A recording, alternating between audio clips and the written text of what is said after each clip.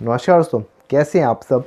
दोस्तों आज मैं बात करने जा रहा हूँ hertz, mega hertz, giga hertz या मैं कहूँ तो क्लॉक स्पीड के बारे में। मैं आज आपको बताऊँगा प्रोसेसर में क्लॉक स्पीड का क्या मतलब होता है। ये जो फ्रीक्वेंसी होती है 2.2 गीगा हर्ट्ज़ या 3.0 गीगा हर्ट्ज़, इसमें क्या डिफ्रेंशिएट है, इसका मतलब क्या है प्रोसेसर में, और आप कैसे एक सही प्रोसेसर का चुनाव कर सकते हैं। तो इस वीडियो को अंत तक ज़रूर देखें ताकि आप एक सही जानकारी प्राप्त कर पाएँ। तो नमस्कार दोस्तों, मेरा नाम है विवेक, स्वागत है आपका 360 टेक टिप्स यूट्यूब चैनल पर। चलिए वीडियो को शुरू करते हैं।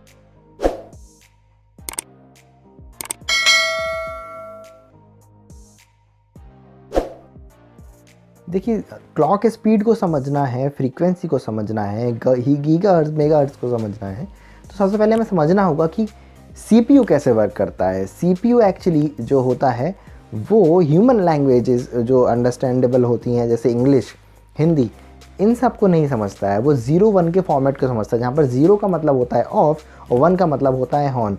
और सीपीयू काम कैसे करता है, सीपीयू एक्चुअली बंद होता है, चालू होता है, बंद होता है, इस प्रकार से काम करता है। उसके अंदर जो सर्किट्स होती हैं वो चालू बंद होकर ही किसी भी प्रोसेस को कंप्लीट करती हैं।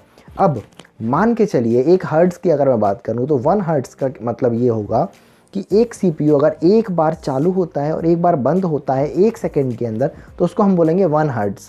ओके, वहीं अगर 1 मेगा हर्ट्ज़ की बात करूं तो 1 मेगा हर्ट्ज़ में होते हैं 1 million hertz. It means 1 mega hertz equal to 10 lakh hertz.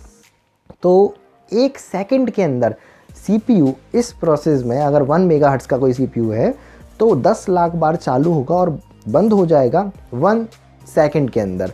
तो ये हो गया 1 मेगा हर्ट्ज़। अब अगर मैं गीगा हर्ट्ज़ की बात करूं, क्योंकि हम देखते ही हैं सारे प्रोसेसर्स आजकल गीगा हर्ट्ज़ में आते हैं, तो उसमें क्या होता है कि जो प्रोसेसर है वो 1 बिलियन टाइम्स, इट मीन्स एक प्रोसेसर 100 करोड़ बार चालू होगा और बंद हो जाएगा 1 सेकंड के अंदर और टास्क को कंप्लीट करेगा।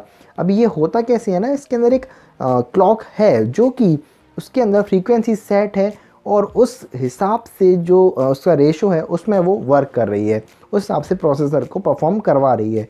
तो ये मान के चलिए 2.5 गीगा हर्ट्ज़ का आपका एक प्रोसेसर है, तो वो कैसे काम करता होगा। वो बिल्कुल 250 करोड़ बार 1 सेकंड के अंदर चालू होता है और बंद होता है और 1 सेकंड का काम कंप्लीट करता है, और यही काम ऐसे ही वो लगातार करता रहता है। तो क्लॉक स्पीड तो आप समझ गए कि कितनी बार प्रोसेसर 1 सेकंड के अंदर चालू होता है, बंद होता है, उसके ट्रांजिस्टर्स चालू होती हैं, बंद होती हैं और कार्य को समाप्त करती हैं। अब अगर मैं बात करूं कि यार आप कहोगे पुराने जो प्रोसेसर्स थे उसमें भी 2.8 गीगा हर्ट्ज़ का प्रोसेसर है, अभी जो नए आ रहे हैं उसमें भी 2.8 का है, बल्कि 2.6 का ही है, 2.5 का ही है। तो क्या नया वाला ख़राब हो गया या नए वाले में जो स्पीड है वो कम हो गई या उसकी पावर कम हो गई? तो मैं कहना चाहूँगा ऐसा बिल्कुल भी नहीं होता है। जो प्रोसेसर्स होते हैं केवल और केवल फ्रीक्वेंसी पर डिपेंडेंट नहीं होते हैं। उनकी स्पीड उनकी आर्किटेक्चर पर, ट्रांजिस्टर्स के साइज़ पर, सर्किट पर, सभी चीज़ पर डिपेंडेंट होती है।